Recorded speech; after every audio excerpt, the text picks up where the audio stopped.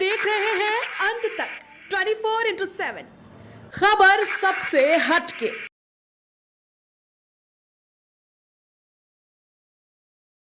जो वहाँ की जो पुलिस व्यवस्था है वो एकदम थर्ड क्लास हो चुकी है, जो बीजेपी सरकार बोलते हैं। लेकिन बीजेपी सरकार यूपी में भी है, यहाँ के योगी जी इतने अच्छा काम कर रहे हैं, लेकिन वहाँ पे बीजेपी होते हुए ऐसा काम हो रहा है, तो ये तो हमारे लिए भी शर्म की बात है।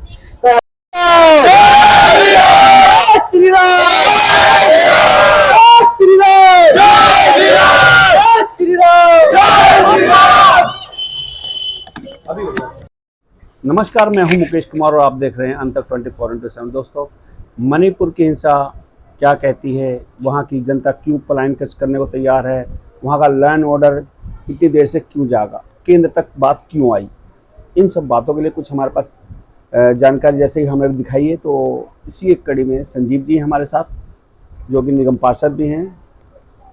नमस्कार सर। मणिपुर 3 महीने से सुलग रहा है, महिलाओं की हत्या भी हो रही है, निर्वस्त्र किए जा रहे हैं, फौजी कारगिल युद्ध करके जीत के आते हैं, नाम रोशन होता है, लेकिन अपने घर में आकर के गृह युद्ध में वो हार जाते हैं। पत्नी से बहुत निराशा मिलती है, समाज से निराशा मिलती है, पत्नी को बचा नहीं पा रहे हैं, निर्वस्त्रों को घुमाया। इन सब पे आपका क्या करना है? देखिए, जो मणिपुर की घटना है, मैंने भी टीवी और अखबार के माध्यम से हम लोग डेली पढ़ रहे हैं, देख रहे हैं, बहुत ही निंदनीय है। देश के स्पेशली प्रधानमंत्री भी बड़े चिंतित हैं। उन्होंने कड़ा से कड़ा कदम उठाने के लिए निर्देश भी दिए हैं, लेकिन कहीं ना कहीं इस पर कोई राजनीति हम नहीं करना चाह रहे हैं, लेकिन कहीं ना कहीं मेरा अपना जो IQ कहता है कि इसमें बहुत बड़ा राजनीति साजिश है। 3 महीने पहले घटना हुई और 3 महीने पहले घटना होने के बाद 3-4 महीने पहले कुछ नहीं हुआ, और अब जब देश के अंदर 2024 का चुनाव सर पे है, तब विपक्ष अपनी एक लॉबी बनाने में जुटा हुआ है, और तब इस काम को लाके और इतना बड़ा हिंसक दिखाया जा रहा है। तो इसमें कहीं ना कहीं ये राजनीति से प्रेरित है। मैं आपको 101% कह सकता हूं कि आने वाले दिनों में इसका खुलासा होगा। आज मैंने सुबह देखा कि इसको CBI को सौंप दिया गया है। अब दूध का दूध, पानी का पानी जल्दी ही हो जाएगा। संजीव जी, आपने कहा विपक्ष इसको उठा रहा है, आपको नहीं लगता 3 महीने पहले जो सत्ता पक्ष था उसने इसकी आवाज़ केंद्र तक पहुंचाई होती, मीडिया तक पहुंचाई होती, लॉ एंड ऑर्डर को फॉलो किया होता, तो इसको विपक्ष तक ना जाना पड़ता? देखिए, 3 महीने पहले जो मुझे लगता है कि सब कुछ शांत चल रहा था, ये मामला अभी उछला है, इसीलिए इस पे डाउट हो रहा है कि 3 महीने पहले घटना जब हुई तो ये घटना पहले क्यों नहीं आई, और अगर पहले घटना ये अब ये आ रही है तो इसका मतलब कहीं ना कहीं इसमें विपक्ष का साजिश है। मैं आपको इतना आश्वस्त कर सकता हूं कि अब ये जो मुद्दा है, ये मुद्दा कहीं ना कहीं क्वारी के बीच में है, CBI इसकी जांच कर रही है, और जो भी होगा वो सामने आ जाएगा। संजीव जी, आप कह रहे हो विपक्ष का मुद्दा है, मेरा मानना है कि विपक्ष मजबूत है तब जाकर के सरकार की आंखें खोल रहा है। इस बात को आप विपक्ष को मजबूत मानेंगे या अपनी कमजोरी? नहीं, देखिए, ना हमारी कमजोरी है ना विपक्ष मजबूत है। विपक्ष अगर मजबूत होती तो संसद में चर्चा करती। हम चर्चा करने को गृह मंत्री तैयार थे, वो हंगामा करना चाह रही है, वो सिर्फ प्रोपेगेंडा करके पूरे देश को गुमराह करने की बात कर रही है। विपक्ष कभी मुद्दे की बात ही नहीं करती। अगर संसद में बात करती तो रास्ता निकलता, रास्ता निकलने की बात ही नहीं कर रही। वो तो सिर्फ लोगों को बताना चाहती है हंगामा करके कि देखो ये क्या हो रहा है। वहाँ की जनता वहाँ से पलायन न करे, इसके लिए आपका क्या अपील होगी सरकार से और वहाँ की जनता से? नहीं, सरकार से भी हम आग्रह करेंगे। अगर हमारी अपील की बात है तो हम तो अपील करेंगे कि जो भी अगर उनके हित की में आता हो, कड़े से कड़ा कदम उठा के और वहाँ की जनता को सुरक्षा प्रदान की जाए, और वहाँ के सब कुछ उनकी व्यवस्था की जाए ताकि लोग पलायन ना करें। मणिपुर हमारा बहुत बड़ा हिस्सा है, बहुत दिन बाद हमारी सरकार बनी है, वहाँ बहुत उम्मीदों के साथ हमें लोगों ने चुना है, और उम्मीदों के ऊपर खड़ा होना एक सरकार के लिए चुनौती है, और खास करके इस समय तो सरकार को अपने आप को कुछ कर दिखाने का मौका है। तो सरकार को जनता के बीच में जाके अपनी चुनौती को स्वीकार करके अपने आप को साबित करना चाहिए कि आपने हमें चुना है तो हम आपके लिए कुछ कर रहे हैं। ये सरकार से हमारी अपील भी है और ये बनता भी उनका है। चलिए ठीक है, आप संजीव जी ने जो अपील की है, अंत तक 24/7 हम भी यही कहेंगे कि वहाँ की जनता को कि लॉ एंड ऑर्डर को फॉलो कीजिए और वहाँ से पलायन ना कीजिए, क्योंकि जो अपराध होता है, अपराधी होते हैं, उनकी कोई रूप नहीं होता, उनका कोई हिस्सा नहीं होता, वो तो चंद टाइम के मेहमान होते हैं। लेकिन लॉ एंड ऑर्डर के सामने वो टिक नहीं पाएंगे, उनके घुटने जरूर टिकेंगे। सरकार अब जब मजबूत है, सरकार के कड़े कदम उठ रहे हैं, यकीनन आपको सुरक्षा भी मिल रही होगी। अंत तक मैं मुकेश कुमार, दिल्ली। हेलो।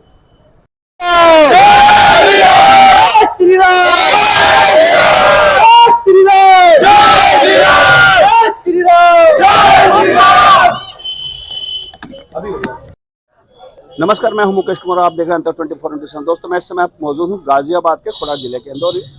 जैसा कि हमने मणिपुर की घटना के ऊपर अभी आपको दिखा रहे हैं, दिल्ली का ब्यौरा मयूर विहार से होते हुए हम जब गाजियाबाद की तरफ बढ़े तो वहीं पे खुड़ा के अंदर हमें कुछ लोग मिले। इनका नाम है युवराज बंटी, जो कि हिंदू राष्ट्रीय सेना से बिलोंग करते हैं। क्या है आपका पूरा पद बताएं जरा। मैं हिंदू सेना से राष्ट्रीय अध्यक्ष हूँ युवा मोर्चा का, जो कि संत युवराज जी वाली है, जो कि जिसका संगठन हुआ था 25 फरवरी चलिए, वो सब बात 1988 है, वो सब इतना लंबा चौड़ा परिचय का आवश्यकता नहीं है, जन दुनिया जानती है आपको। बंटी जी, ये बताइए, जो मणिपुर की घटना हुई है, इस सारे क्रम को आप किस नजर से देख रहे हैं? देखिए, मैं ये कहना चाहता हूँ, वहाँ का प्रशासन कुछ नहीं कर रहा है। प्रशासन के लिए बहुत ही एक तरह से, प्रशासन के लिए क्या कि पूरे देश के लिए एक शर्मनाक घटना हुई है वहाँ पे, और प्रशासन के तो डूब मरना चाहिए वहाँ को। तो मैं ये कहना चाहता हूँ कि देखिए, पुलिस वाले के जो वहाँ की जो पुलिस व्यवस्था है वो एकदम थर्ड क्लास हो चुकी है, जो बीजेपी सरकार बोलते हैं। लेकिन बीजेपी सरकार यूपी में भी है, यहाँ के योगी जी इतने अच्छा काम कर रहे हैं, लेकिन वहाँ पे बीजेपी होते हुए ऐसा काम हो रहा है, तो ये तो हमारे लिए भी शर्म की बात है। तो ऐसा नहीं होना चाहिए कि एक बताओ 20 साल की लड़की के साथ आवाज लगा लगा के रेप हो रहा है, वो भी 2-2 घंटे तक, वो भी बीच रोड में, और उनको नंगा घुमाया जा रहा है। कितनी एक तरह से शर्म, डूब मरने की बात है हमारे लिए। फौजी कारगिल से युद्ध करके आया था, लेकिन गृह युद्ध में हार जाता है, बच्चों अपनी पत्नी को इनको घुमा देता है, उसके बारे में आपका क्या मानना है? देखिए, मैं क्या बोलना चाहता हूँ कि बाहर से तो हम सब फौजी हमारे सेव कर ही रहे हैं हमें, लेकिन कुछ है कि जो जयचंद है, जो हमारे देश का अंदर से ही खत्म कर रहे हैं। तो ये अंदर के हैं कि अंदर को, बाहर से बेचारे जो हमारे फौजी वो जो बॉर्डर संभाल रहे हैं, लेकिन अंदर के हमें संभालना पड़ेगा। लेकिन अंदर की जो पुलिस है वो कुछ कर ही नहीं रही है। लेकिन अब हम भी इतना ज्यादा क्या कर सकते हैं? भाजपा की सरकार है। मैं यही तो कह रहा हूँ कि भाजपा की सरकार है, लेकिन वहाँ पे इस्तीफा देना चाहिए उनको।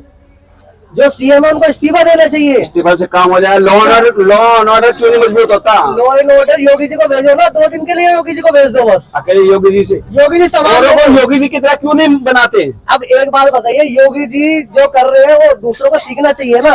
अब एक बात बताइए, मैं अपनी तरह दूसरों को बना थोड़ी सकता हूँ। जो मेरे से सीखेगा वो मेरे जैसा जब ही तो बनेगा, अपने आप सीखेगा। क्या अपील करेंगे प्रधानमंत्री जी? और मैं प्रधानमंत्री जी से ये चाहता हूँ कि देखिए, हिंसा अगर रोकनी है तो 2 दिन के लिए मोदी जी योगी जी को वहाँ पे भेजा जाए, प्लस उनको इस्तीफा देना चाहिए। और जो भी वहाँ पे इतनी भी हिंसा हो रही है उसको किसी भी तरह कैसे भी करके रोक दिया जाए। महिलाओं को वहाँ पर मार दिया गया, नंगा घुमाया गया, बलात्कार हुए, आप किस नजर से देखते हो? और वहाँ के जो शांति व्यवस्था बनाने के लिए प्रधानमंत्री से क्या कहोगे? वहाँ के प्रशासन को क्या कहना चाहोगे? प्रधानमंत्री जी से हमारी एक ही अपील है कि वहाँ पे कानून व्यवस्था को ठीक करा जाए, और कानून व्यवस्था को ठीक करते हुए उन लोगों के ऊपर जिन बहन बेटियों के साथ गलत हुआ है, उनके लिए जिन्होंने उनके साथ गलत करा है, उनके ऊपर कड़ी से कड़ी कार्रवाई होनी चाहिए।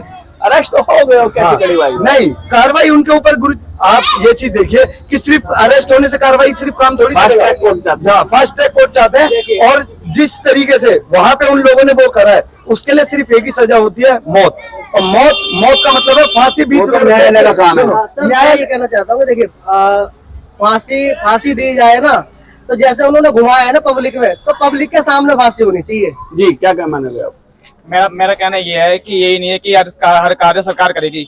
कुछ कार्य ऐसे भी होते हैं संगठन के द्वारा भी होते हैं, जो युवाओं के द्वारा होते हैं। मेरी छोटी सी बात है कि धर्म की रोटी हर इंसान खाता है, तो धर्म की सेवा करना युवाओं का कर्तव्य नहीं है क्या?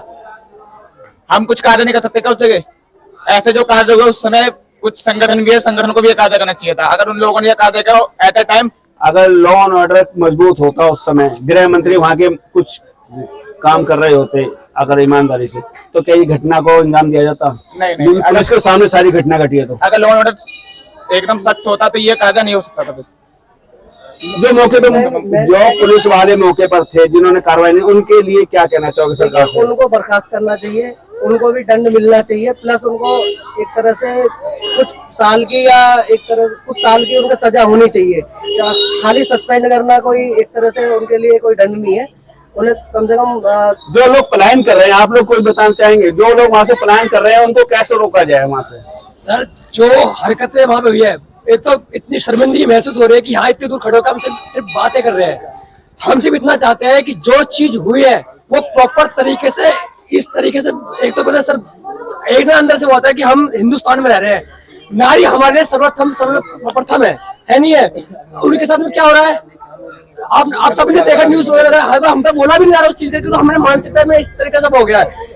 जो प्रशासन ने किया, जो भी उनको ऊपर से ऑर्डर मिले वो खड़े होकर, हमने वीडियोस देखी है, वहाँ सरकारी कर्मचारी सामने खड़े हुए हैं, लड़के के साथ अभद्र व्यवहार किया जा रहा है, हर तरीके से उनके साथ जो मर्जी वो कर रहे हैं। प्रशासन वाले सामने खड़े थे, पुलिस वाले भी सामने खड़े हुए थे कि हमें देख रहे हैं कि क्या क्या चल रहा है। क्यों?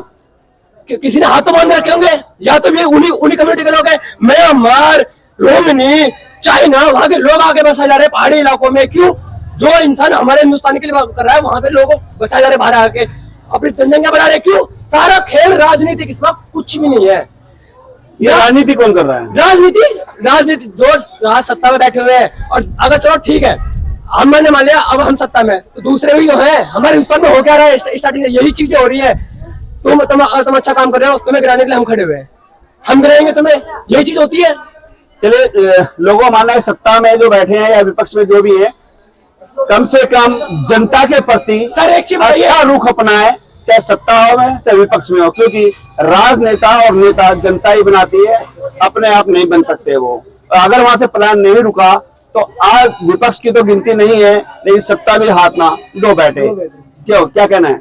जी, सच में सत्ता से हाथ धो बैठेंगे, प्लस दो क्या, उनको खुद इस्तीफा दे देना चाहिए, और वहाँ पे मोदी जी को करना चाहिए कि वहाँ पे लॉ एंड ऑर्डर मजबूत करना चाहिए, या फिर राष्ट्रपति शासन लगा देना चाहिए कि वहाँ पे राष्ट्रपति शासन या योगी जी, आप यही मांगे? बस ये दो, योगी जी या राष्ट्रपति शासन, क्योंकि अभी पलायन रोकने का यही तरीका है कि वहाँ पे जो जैसा है वो वहीं पे एक तरह से लॉकडाउन की तरह शांति व्यवस्था बहाल करनी है, तो योगी जी या राष्ट्रपति शासन, जो इनका मानना है। तो देखते रहिए 24/7 गाजियाबाद के खोड़ा से।